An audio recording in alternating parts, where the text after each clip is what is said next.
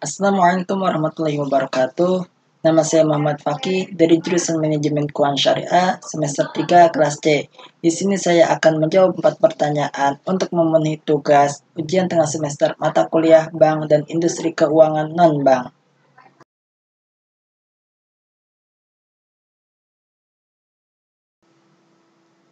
Berdasarkan Pasal 8 Undang-Undang Nomor 23 Tahun 1999 tentang Bank Indonesia menyebutkan bahwa Bank Indonesia mempunyai tugas sebagai berikut.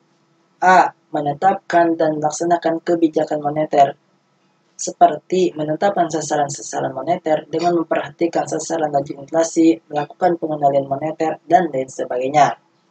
B. Mengatur dan menjaga kelancaran sistem pembayaran, seperti melaksanakan dan memberikan persetujuan dan izin atas penyelenggaraan jasa sistem pembayaran, mewajibkan penyelenggara jasa sistem pembayaran untuk menyampaikan laporan tentang kegiatannya, dan menetapkan penggunaan alat pembayaran.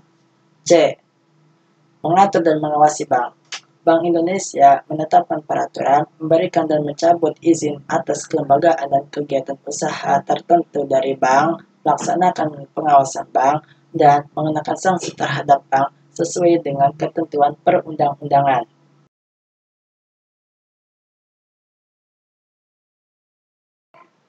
OJK atau Otoritas Jasa Keuangan adalah lembaga independen negara yang dibentuk berdasarkan Undang-Undang Nomor 21 Tahun 2011 dan bebas dari campur tangan pihak lain yang mempunyai fungsi, tugas, dan wewenang pengaturan, pengawasan, pemeriksaan, dan penyidikan. Tujuannya agar keseluruhan kegiatan di dalam sektor jasa keuangan terselenggara secara teratur, adil, transparan, akuntabel, dan mampu mewujudkan sistem keuangan yang tumbuh secara berkelanjutan dan stabil, serta mampu melindungi kepentingan konsumen maupun masyarakat. Fungsinya menyelenggarakan sistem pengaturan dan pengawasan yang terintegrasi terhadap keseluruhan kegiatan di dalam sektor jasa keuangan. Tugas utama OJK berdasarkan Pasal 6 dari Undang-Undang Nomor 21 Tahun 2011 adalah melakukan pengaturan dan pengawasan terhadap 1. Kegiatan jasa keuangan di sektor perbankan, 2. Kegiatan jasa keuangan di sektor pasar modal, 3. Kegiatan jasa keuangan di sektor perasuransian, dana pensiun, lembaga pembiayaan, dan lembaga jasa keuangan lainnya.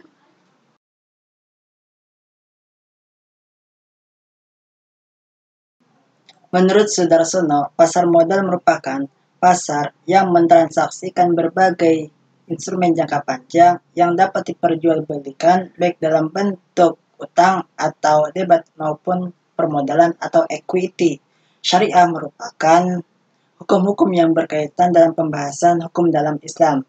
Maka, pasar modal syariah merupakan kegiatan pasar modal yang tidak bertentangan dengan prinsip syariah di pasar modal. Perbedaannya, dalam syariah Islam, terdapat surat berharga syariah yang dapat diperjualbelikan dan surat berharga syariah yang tidak dapat diperjualbelikan. Saham sukuk termasuk surat berharga yang dapat diperjualbelikan, sedangkan reksadana adalah termasuk ke dalam kategori yang tidak dapat diperjualbelikan.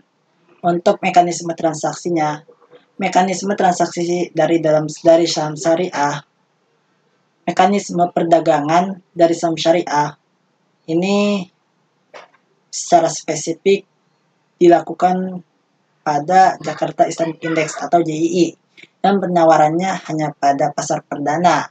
Hal ini dilakukan dengan tujuan agar tidak ada lagi unsur-unsur spekulasi dan sikap insider trading sebagaimana yang terjadi pada pasar sekunder selama ini. Yang berikutnya adalah pada mekanisme sukuk. Mekanisme sukuk dilakukan melalui pensekuritian aset. Pensekuritian adalah proses penukaran sesuatu dari yang tidak liquid menjadi liquid dengan mewujudkan beberapa mekanisme pasar sehingga sekuritas ini dapat diperdagangkan. Yang terakhir adalah mekanisme transaksi dari reksadana syariah. Dalam mekanisme operasional reksadana, ada 3 pihak yang terlibat dalam pengelolaan dana, yaitu 1. Manajer investasi. Manajer investasi adalah perusahaan, bukan perorangan, yang kegiatan usahanya mengelola portofolio efek milik nasabah. Yang kedua adalah bank kustodian. Bank kustodian adalah dari bagian kegiatan bank, suatu bank yang bertindak sebagai penyimpanan kekayaan atau safe keeper, serta administrator reksadana. Yang ketiga adalah pelaku atau perantara. Di pasar modal atau broker atau underwriter maupun di pasar uang atau bank, dan pengawas dilakukan oleh Bapepam.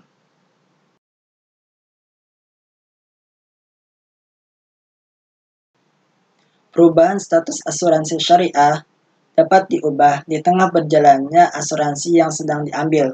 Adapun syarat yang harus terpenuhi adalah kedua belah pihak harus melepaskan haknya dalam rangka menggugurkan kewajiban pihak yang dituju. Adapun kondisi seperti ini hanya berlaku untuk perubahan dari akad tijaroh menjadi akad tabarruk. Demikian jawaban yang dapat saya sampaikan. Mohon maaf apabila terdapat kesalahan. Terima kasih. Wassalamualaikum warahmatullahi wabarakatuh.